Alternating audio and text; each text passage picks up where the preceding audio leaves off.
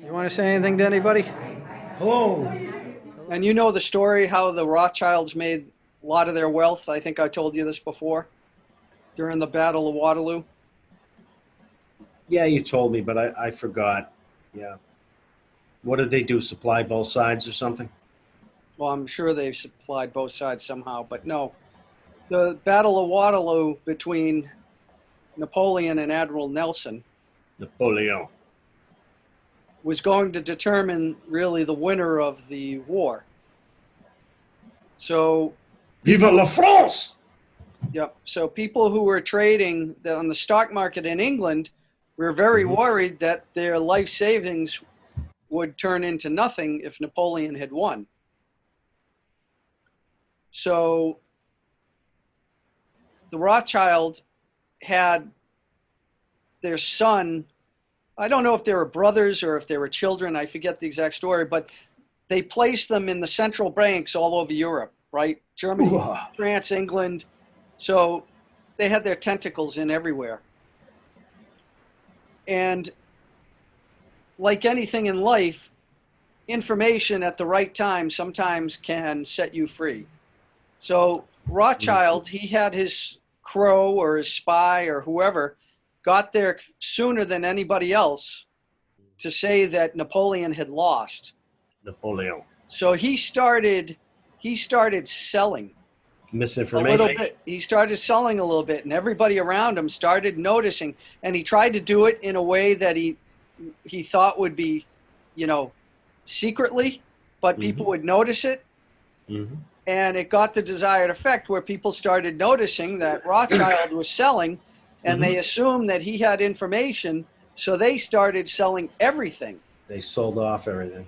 They sold off everything, and when it went down, so it created a huge market crash. And then guess who was in there buying?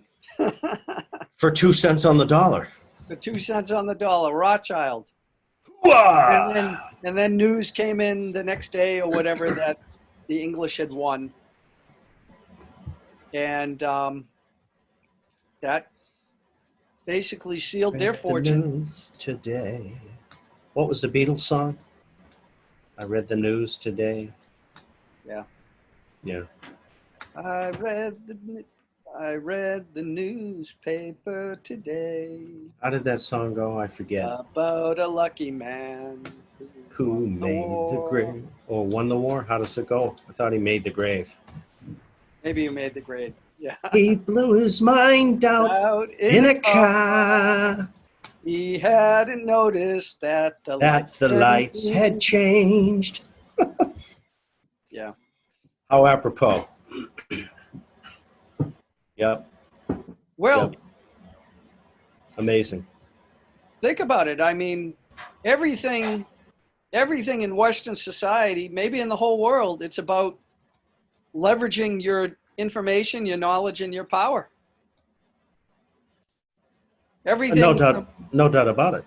Right? How do you get a job over somebody else, right?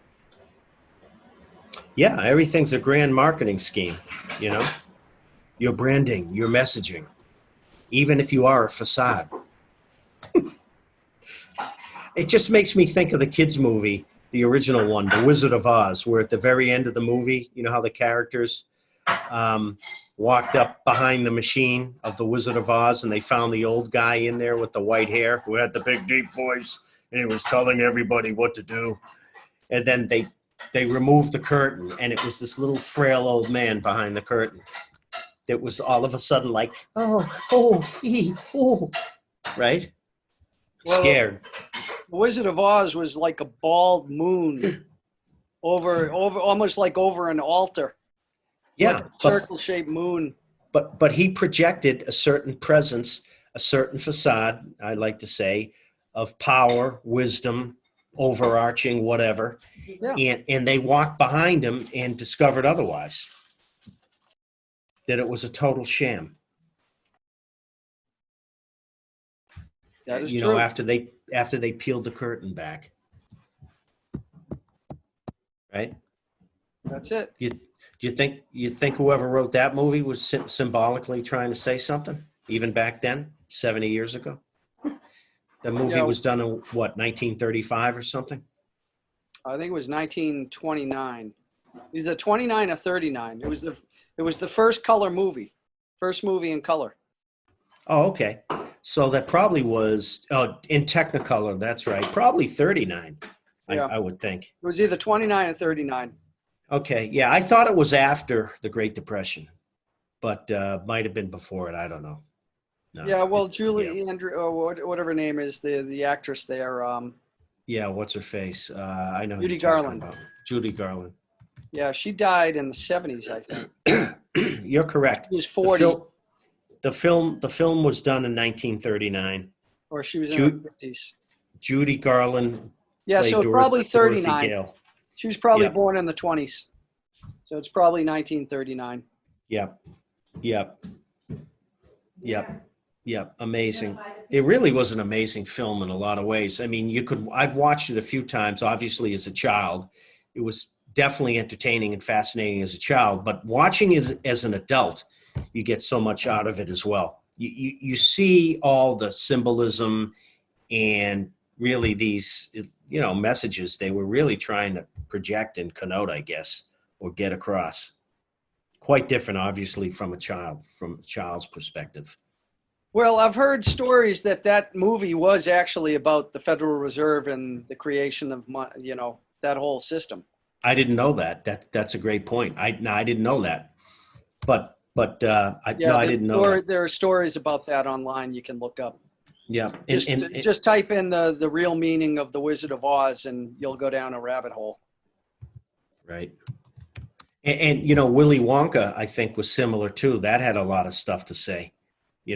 When you watch that as an That was adult. one of my favorite movies as a child. Oh, absolutely. I love Willy Wonka. I've seen, I have the disc for the old version. Oompa-dee-doo. I've got another riddle for you. Oompa Loompa. It's a great movie. Gene Wilder. What do you do when you eat candy all day? I mean, that was a great film. I mean, and great actors. Jack Albertson. I mean, you name it. Gene Wilder was fantastic. All the characters. I mean, just a great film. It's a must-see, guys. It's a must-see. I didn't mean to diatribe, but again, a lot of symbolism in there, a lot of messages about how children are brought up and lack of how they. Anybody who hasn't seen Willy Wonka must be living under a rock. Yeah, well, our generation for sure, everybody's seen it, but you take the Generation Z. Yeah, they might have seen Johnny Depp, not Gene Wilder. Maybe the 12 and 15-year-olds. And then, a lot of the millennials, they haven't seen the original Willy Wonka, I'll bet. I could be wrong, but I would, maybe they saw the updated one, with Johnny Depp. But anyway, keep reading. I'm sorry. Yeah, well, I think there's all these things come into my head when we read this, Yeah, well, I don't think there's really a comparison between the two of them. I saw them both, but I'm not saying that the Johnny Depp version's terrible, but I've never understood why they make remakes. Yeah, I mean, the Johnny Depp one was okay. I saw it, but is it as good as the original, in my humble opinion? Absolutely not. No.